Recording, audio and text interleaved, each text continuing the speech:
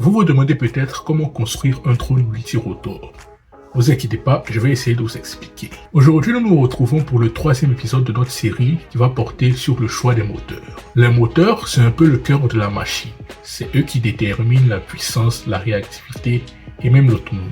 Alors, le premier truc à regarder, c'est le chiffre kV. Le kV, c'est la vitesse de rotation par volt. Un kV élevé correspond à un moteur plus rapide et plus nerveux, mais qui consomme beaucoup. Un kV plus faible représente un moteur plus coupleux, plus stable, idéal pour voler plus longtemps et pour porter du poids. Ensuite, il faut choisir la taille du moteur. 2207, 2306 par exemple. Le premier nombre représentant la largeur du stator en millimètres et le second nombre sa hauteur.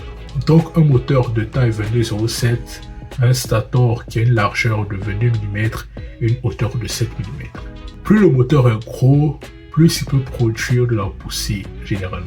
Donc pour des hélices 5 pouces, on peut avoir besoin de moteur 2207 ou bien 2306. Et on peut avoir le moteur 2806 par exemple pour porter de plus grandes hélices. Il faut aussi regarder la compatibilité avec ton frame ou ton châssis. Chaque moteur a un schéma de vis spécifique. Si les trous ne correspondent pas à votre frame, vous ne pouvez tout simplement pas le monter, à moins de percer des trous vous-même. C'est un peu ce qu'on a dû faire mon équipe et moi dans un projet précédent. Et évidemment, vous devez penser à la puissance de la batterie. Les moteurs prévus pour du 6S ne donneront pas grand chose en 4S et inversement. La prochaine vidéo portera d'ailleurs sur le choix de la batterie. En résumé, le choix du moteur doit être adapté au style de vol, à la taille du châssis et cohérent avec le setup batterie hélice. Voilà, c'était Pierre-Emmanuel. N'hésitez pas à vous abonner à la Locodrone pour plus de vidéos.